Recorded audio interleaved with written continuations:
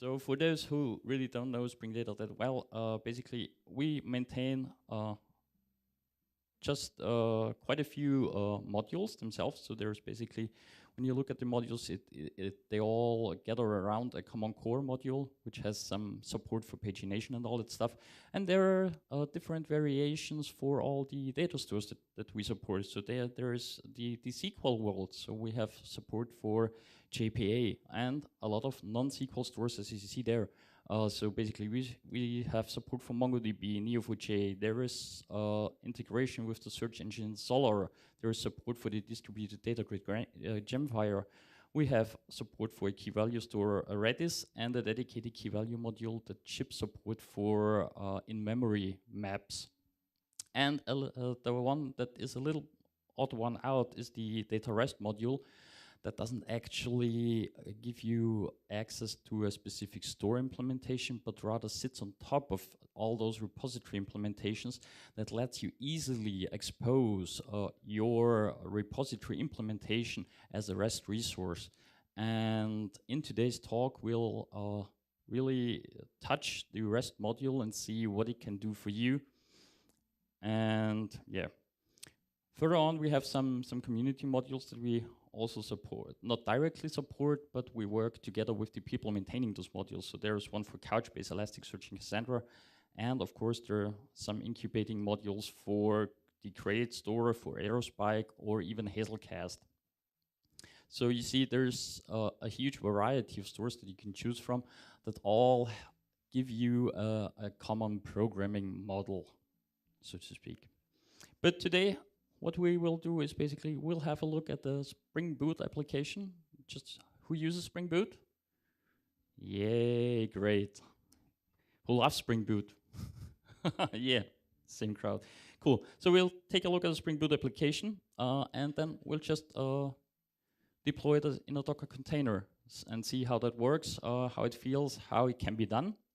We'll also take the same application and deploy it on Lattice. Unfortunately, Lattice the development has been discontinued in favor of the so-called micro PCF, which has a few more capabilities. So I'll just quickly show you Lattice and move on to micro PCF, which is much more powerful and will be actively developed, which is a huge bonus.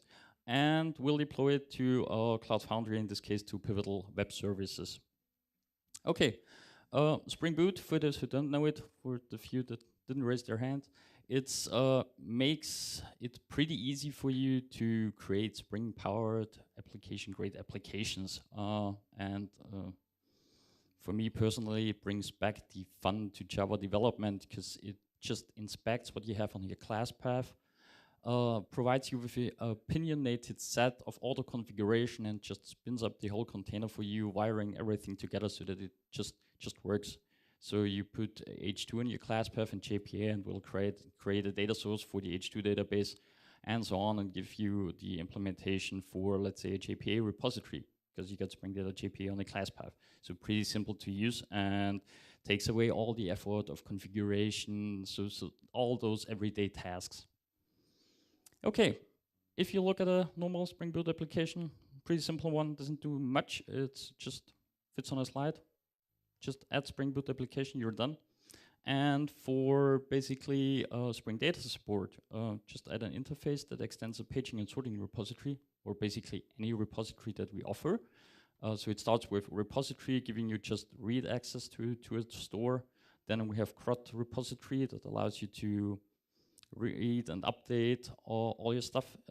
And there's the paging and sorting repository that allows you automatically to page through the results in your store, so that you can read slices from it, as well as sort that stuff. Of course, there is the store-specific interfaces as well that give you more capabilities that are closer to the store. So there's a dedicated JPA repository, there's a Mongo repository, as you'd expect it to be. But if you don't use any of those, and you're pretty fine with paging and sorting repository, which extends CRUD repository, just use that one, so you don't have the store abstraction leaking into your application at this level. Okay. And what you can do with Spring Data is basically you can define just an arbitrary method following some pattern. So what we do at startup time is we inspect your method name and derive a store-specific query from it. So in this case, we would go, since it's a store repository, so domain type is some kind of store that has an address field, and in the address it has a location, and the location has to be obviously some geo coordinates with x and y coordinates.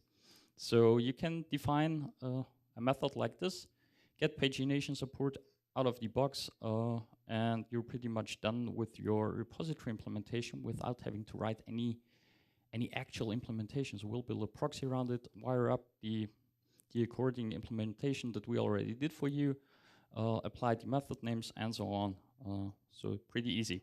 But what has this all to do with Hypermedia?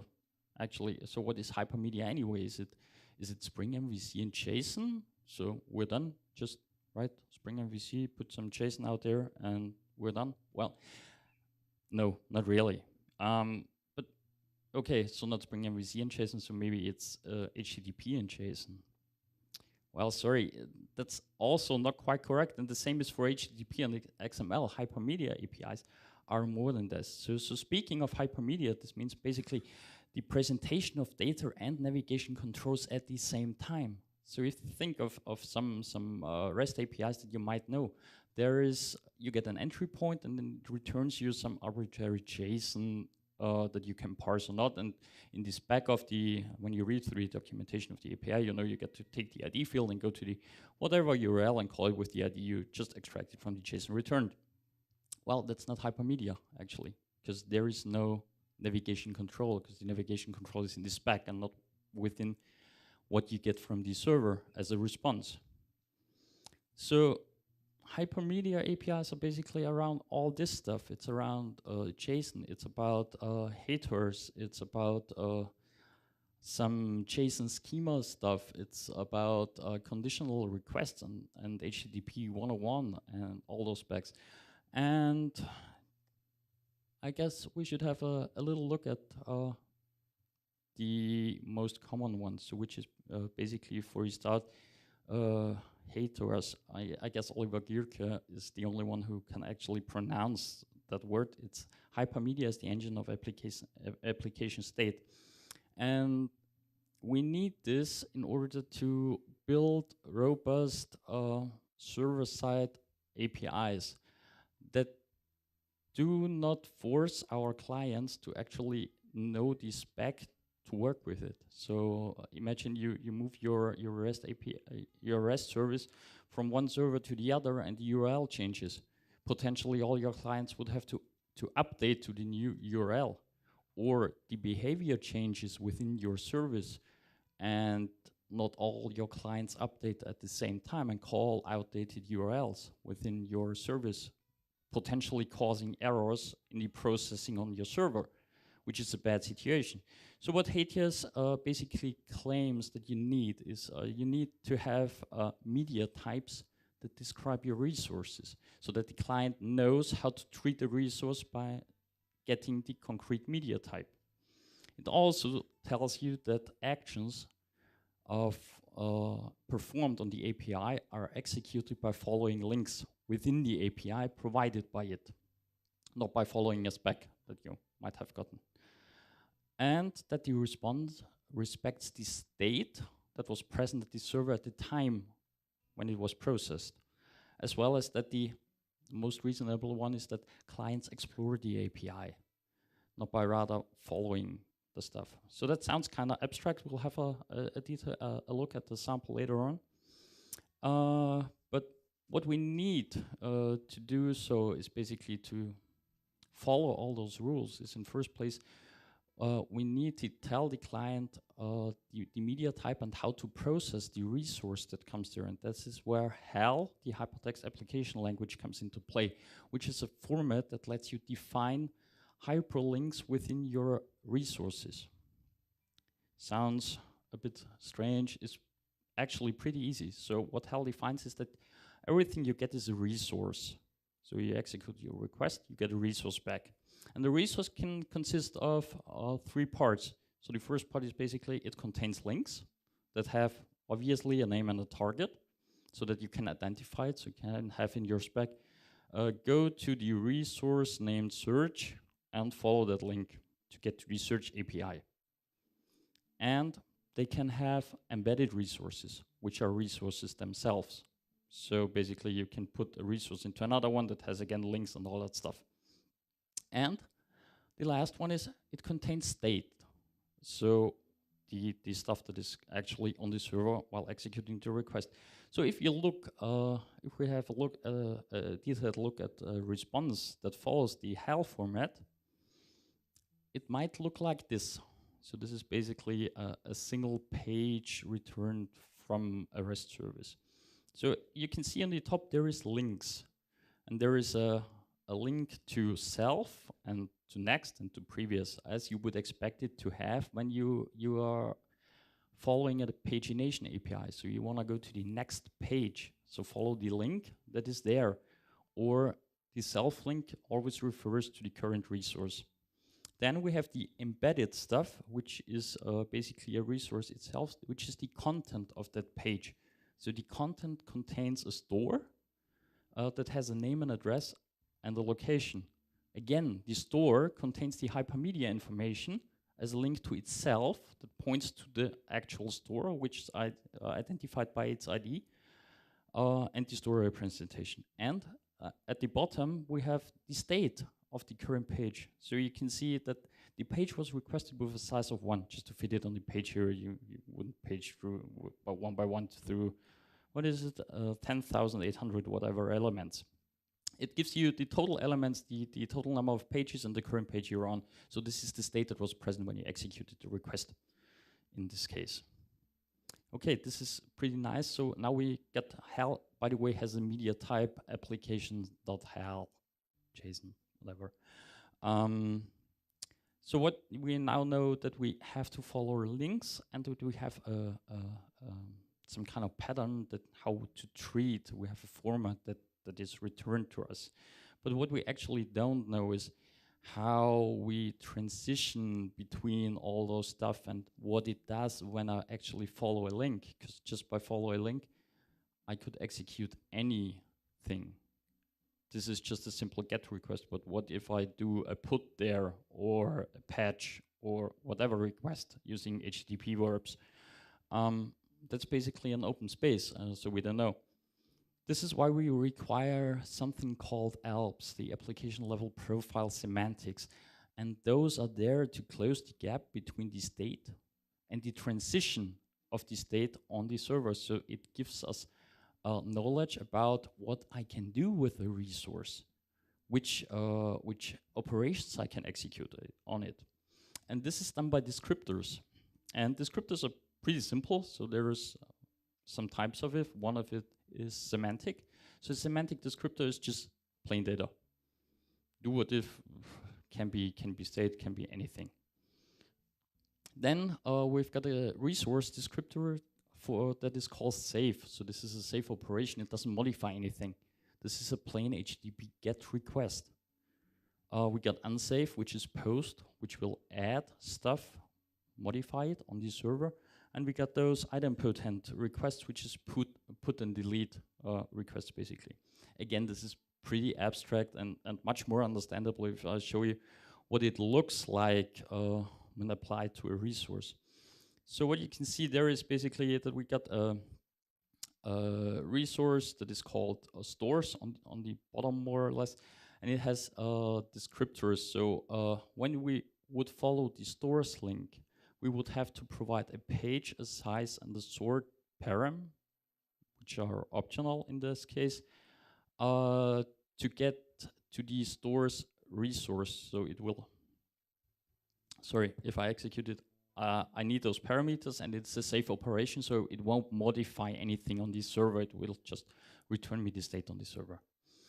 And what's interesting there is if you look at the RT parameter, which is a hyperlink itself inside the document, this is the return type. So it tells me something about what I expect as a response. And it points me to a store representation, which is defined by Alps, that it points to a JSON Schema. So as you can see, it tells you what you can do, and it tells you what you get in response when you execute the request, plus the parameters and the description for it. And by the way, you can customize the description within Spring Data REST by just using the language properties in whatever language you want to have it. But the thing is, you also have the schema information inside of that Alps document. Of course, there is much more you can do with this particular resource. Okay, and looking at JSON schema, this is pretty straightforward. I'd say it just gives you basically the name of the element. So this is a Spring Data REST store, whatever Java type store. It has properties, obviously, it has a name, and it has an address, and in the ref parameter within the address points again to an element within this document, to the descriptors for the address. And so you can see that the address again consists of properties like zip, city, street, location, and the location is a point of X and Y, which are numbers.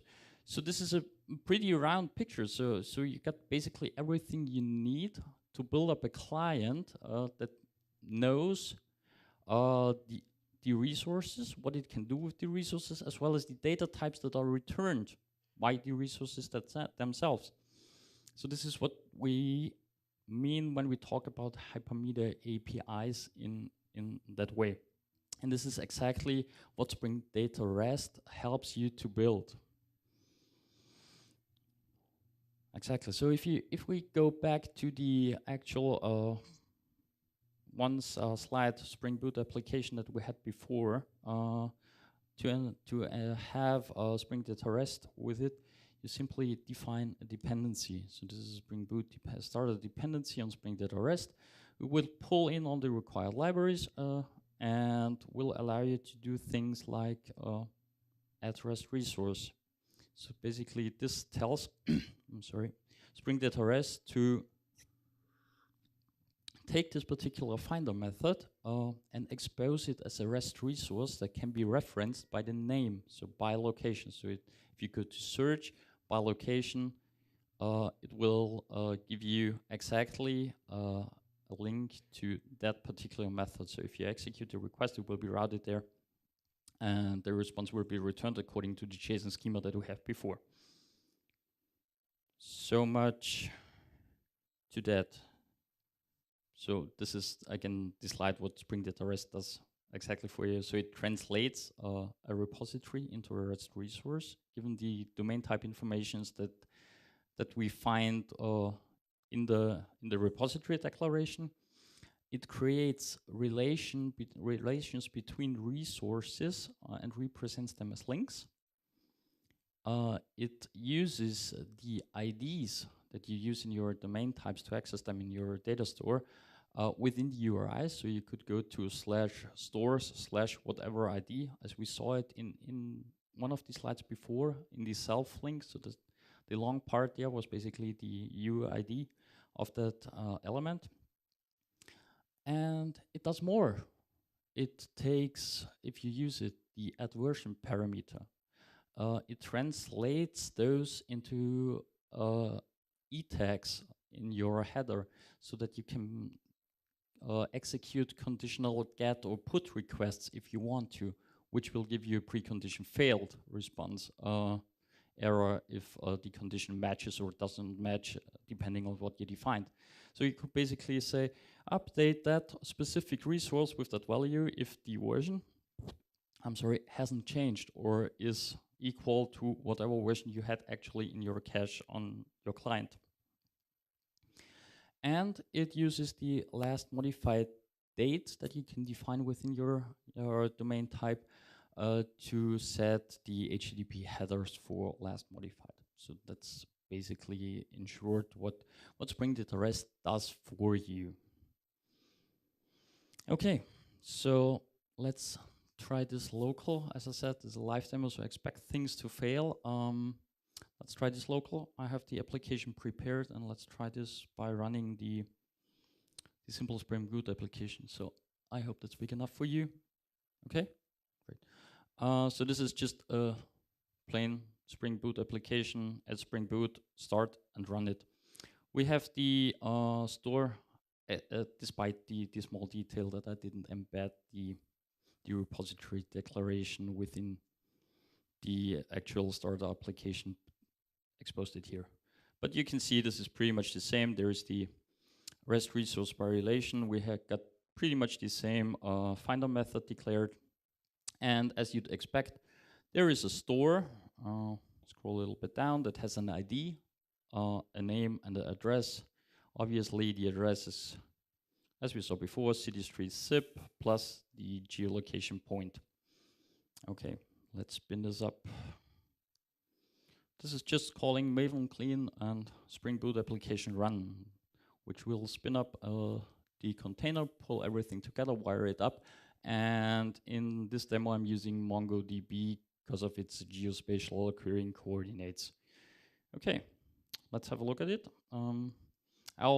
We also added some kind of front end to demonstrate where the thing is actually running. So this is my IP right now. So it's running on my local laptop. And unfortunately, it seems I got again signed out of the internet. Thanks for that. Sorry for whatever. Go away. Because there should be little markers in there. That should, yeah. Let's decrease the size a bit. Yeah. So there should be, yeah. If we had an internet connection, there would be little markers and a map of Google Maps that shows us Starbucks stores around some pivotal office in New York. Okay. So much for the application. Did I manage? Yay! Great. Works. Yes. So there, those little markers I was talking about. But the interesting part is here. You see all the stuff I talked about before. This is basically the API/stores representation that we followed. So that was described earlier. So this is basically the HAL representation of the stores by page. And in this case, it applies just some defaults, which is it gives you 20 elements and has then whatever elements in there. But as you can see, we got these actual stores, we got the name, the address, and everything we had mapped in there. Plus, we can follow the links in there to the actual single store that again returns the HAL representation of that store. Okay. It also exposes the application level profile semantics via API/Alps. You can configure the endpoints, of course, that's no problem. And this points us to the stores. And you can see here again that there is the stores save operation, so we can execute the get with a page. I can also create stores, which is an unsafe operation, so I can execute post against the resource to create a new one, or I can delete them, whatever. I even can apply an HTTP patch on the resource to modify just a few properties of that resource. No problem, all works for you. Okay, and of course, yeah, there should be the JSON schema as well. And that all was basically exposed by this few classes up here, where most of them are domain types, so actually pretty powerful, so to say. Okay. So let's stop that one. Have a look at the time. Great. So that worked pretty nice, pretty easy.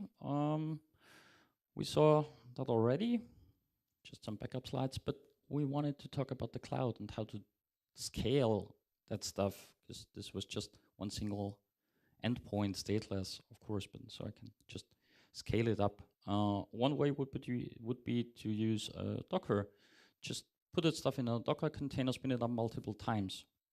No problem. Run it on Docker. Pretty easy. What we need is we need a Docker file, of course. We just inherit from some arbitrary Java 8 image. We need a volume /temp because that's the place where the Java stuff is run by Docker. We add our jar and rename it and touch it just to avoid some just to get the latest one, basically. And the last entry you see here is basically just to speed up startup a little bit. Otherwise, Java would take quite a bit to start it up. In that way, it gets faster. And I use a Maven plugin. There's plenty out there. Probably not the best one, but it worked for me. I just configured it, and then I can do things like Maven package docker build and run it. Okay, let's try this. I already put in the, where is it? Where is the Docker file? I don't know where I put it. Nope. It should be somewhere in there. Don't actually see it, but what we can do is basically we can execute docker run, forward the port 8080 and execute the same application as you hopefully saw at the banner. It should be, yeah, it's the Regat FDA 2016 application, and use it inside Docker. So if I switch to Docker here, Docker PS, you can see, oh, this is my application. It's running for 22 seconds or like that. And I can exit, since I'm on a Mac, I got to use the boot to Docker host, and I can execute the same application inside a Docker container on my Mac. I have the API. Oh, this is the Alps Browser. I don't know. We don't have time for that, I guess. Stores. There's the stores application, and as you can see here, it already changed the IP address. Just a little bigger for you. So no need for to tell your clients that they need to update their code to move because your stuff moved to another server or is served by another server or whatever. It's just there. Pretty neat. But there's a downside. What happens if I just do this? I execute a kill command, which I wouldn't recommend you to add to your application in production, as I did it in here, which just calls system exit -1. Bad things happen. As I told you, expect things to fail. Docker is killed there. The application is basically dead. Sure, you can tell Docker just, hey, go on. If it crashes, just restart it for me. But well, your application is down.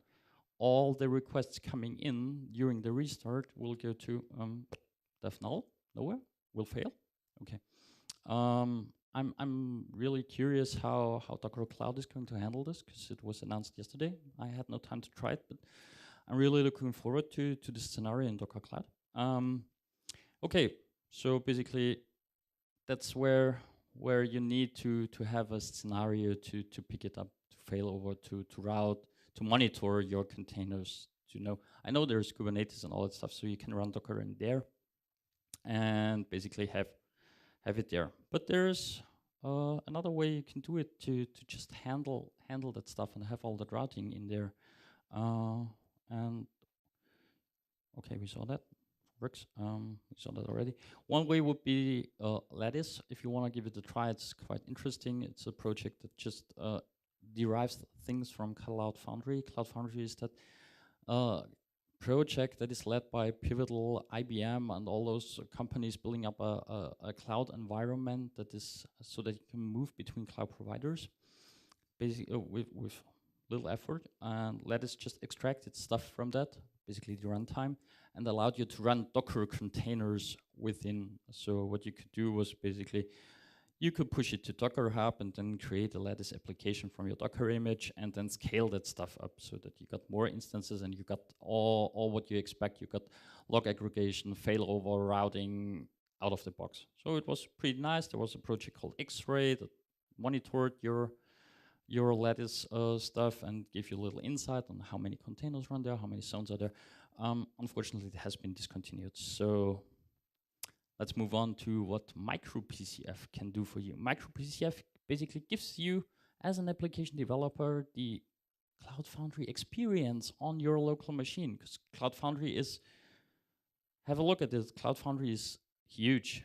I mean, there's routing in there, there's a cloud controller, lifecycle management, there is log aggregation and statistics, service brokers, managed search buses. There is so much in there that when you set up Cloud Foundry, it basically requires some VMs to run, and it's pretty huge. I'd say it's huge, and sometimes if you look at it, it can be a bit scary when you try to set it up on your local machine and resource intense. But with micro PCF, that all boils down to okay, download a Vagrant file and call Vagrant up, and that's it. It will just put a single Cloud Foundry instance on your local machine running in Vagrant. And in the best case, this startup takes a little time because there is internally some provisioning going on. But in the best case, you just call Vagrant up, wait about 5 minutes or so. It takes 5 minutes on my laptop. And then you can use the Cloud Foundry command line tools to just interact with it on your machine.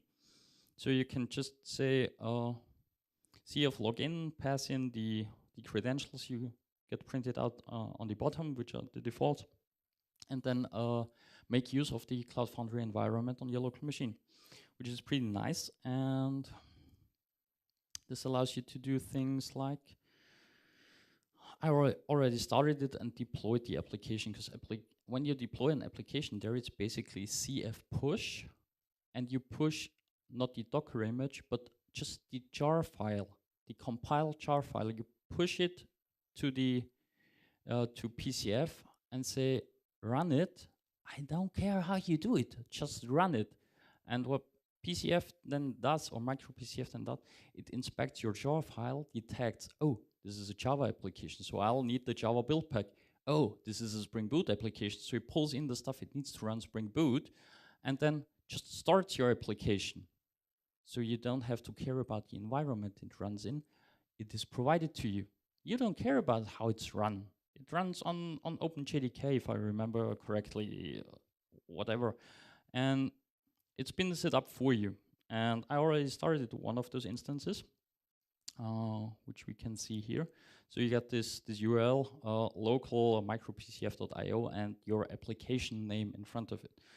And this works pretty much the same way as it did before. And you can see here it's a total different IP.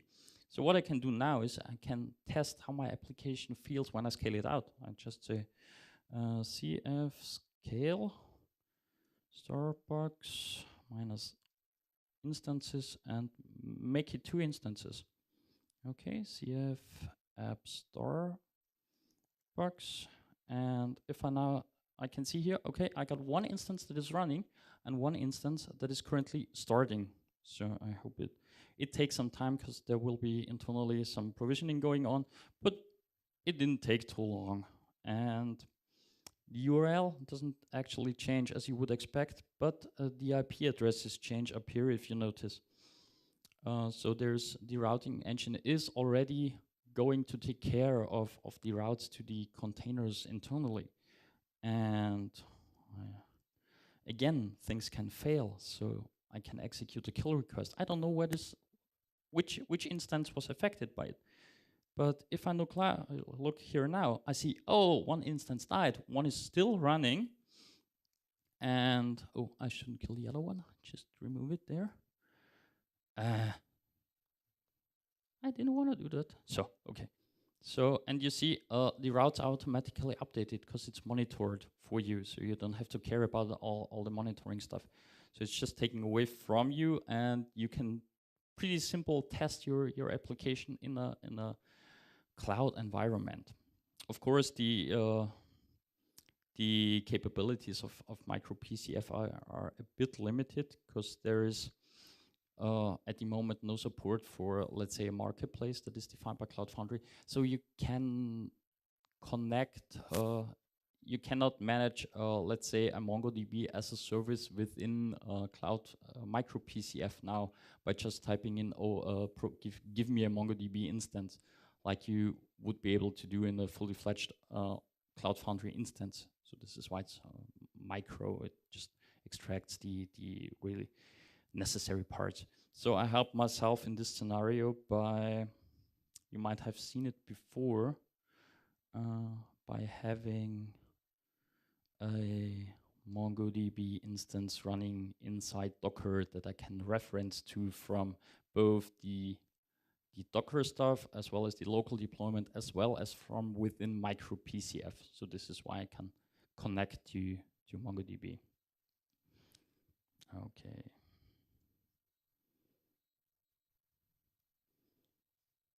Okay, so we saw how we can run it on micro PCF. It works because Spring Boot and micro PCF are really in love with each other, and it's pretty easy to scale things. Of course, there's log aggregation in there, but I don't guess we have the time to really look into it.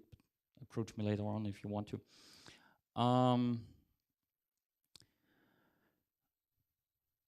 Just a second. Okay, so that was basically it about micro PCF. You should definitely give it a try. In the best case, it just looks like this by just pushing your whatever boot application up there, scale it, run it. And as for the final part, I'd like to show you the Pivotal Cloud Foundry distribution. As I already said, Pivotal Cloud Foundry is a distribution of the Cloud Foundry that is developed by Pivotal and IBM and whatever.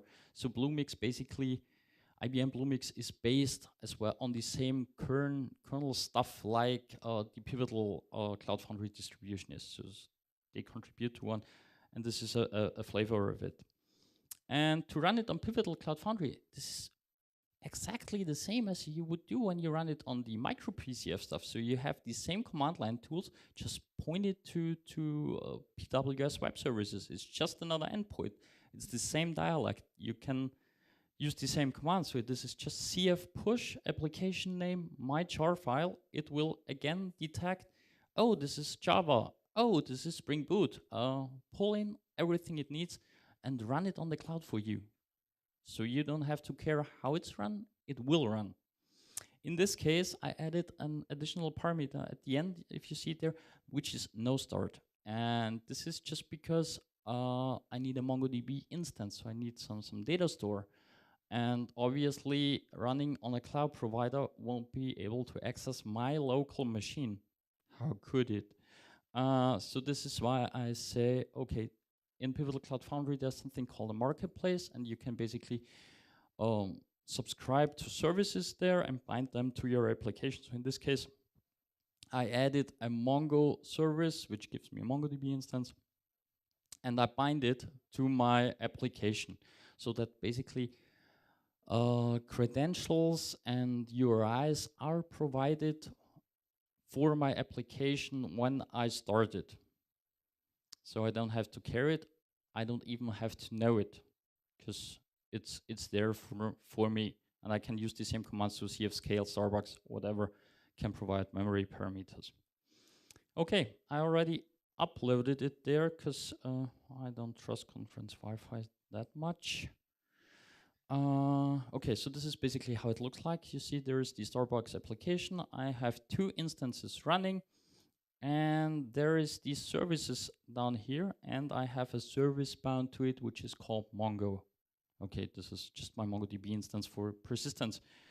And I pretty much get the same feeling. So there is the routing there. If it updates, yeah, exactly, there's the routing. I can use the API, Alps, metadata, so everything is there. And again, you see the URIs are all updated, the schema is there, everything you would expect to be there. And what I wanted to show you is when you upload it it to to PWS, your application. Same process. It by default activates a Spring profile. So if you're familiar with Spring profiles, this is a very convenient way to configure your application for development stages, production, cloud stages, what have you, whatever stage you need.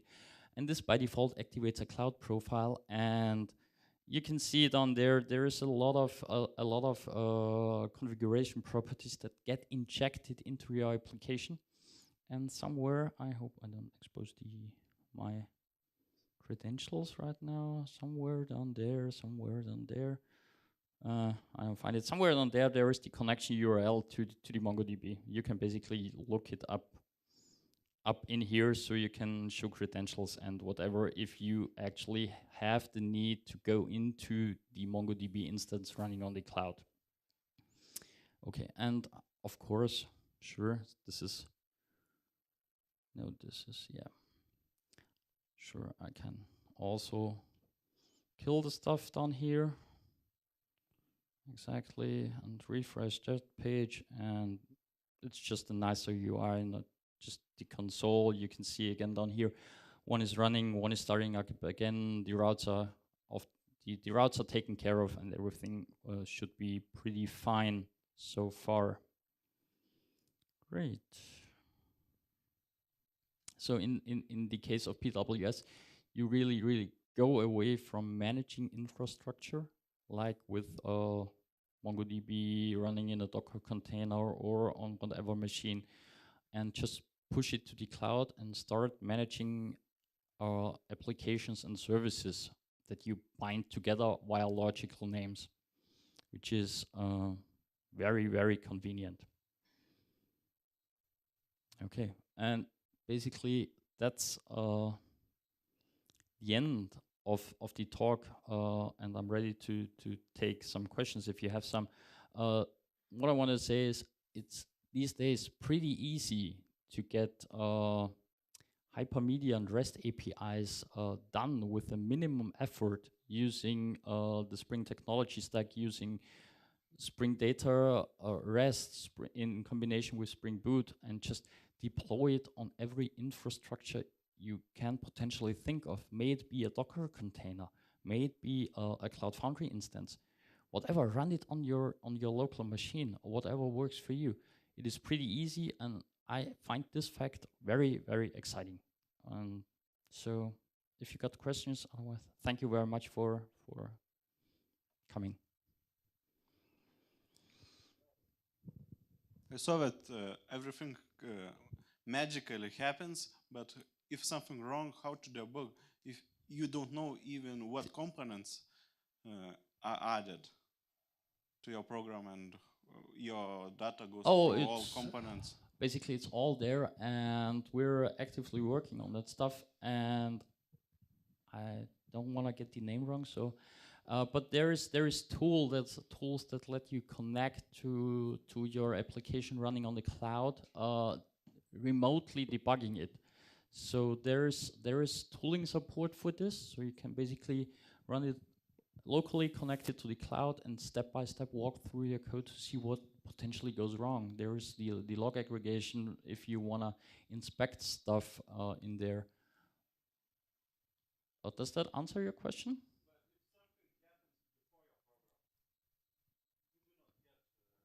Before my program, so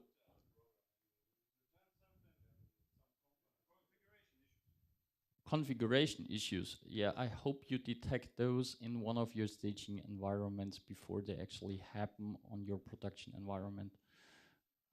I'd say, I mean, that's why you should test. And if you get several instances of those, well, you can always roll back, hopefully, pretty easily. There was another question up there? Yeah, one more question. So I see you expose a lot of useful information, right? So JSON schema, HAL, all that stuff. So it's easy to expose, but how easy it is to integrate? For example, I develop a new Spring Boot application, right? And I want to integrate with existing services from another application. Does Spring Boot help me somehow with additional libraries, or I have to just take the schema, parse it myself, map it to objects, do all that stuff? That is basically up to you. I mean, there's a project called the Alps Browser that you might have seen before, which is integrated into the, which is a separate module. You can I already shut it down. Maybe it's here. API. Yeah. So there is a project called the Alps Browser that we tweaked a little bit to grab the information to build up a client UI. But basically, it's up to you to really do the stuff you need with what is exposed. I mean, there is the Spring HATEOAS project that lets you consume those resources, but it doesn't do all the parsing for you.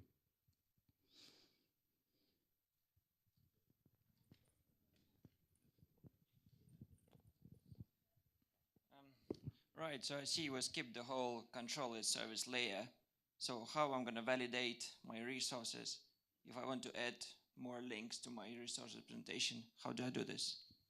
You can just make use of the normal Spring validation annotations. So yeah, but we don't have a control at the moment because all the Oh. endpoints are exposed by the data rest.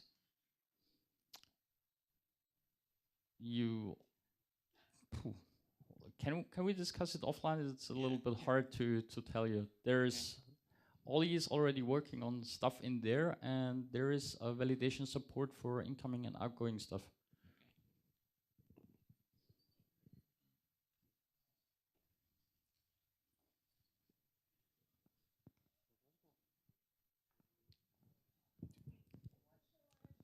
I do not want to.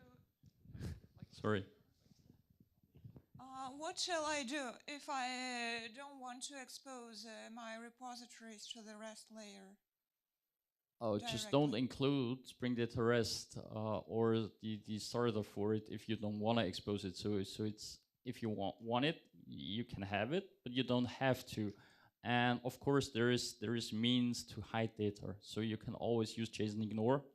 So passwords you potentially don't want to expose.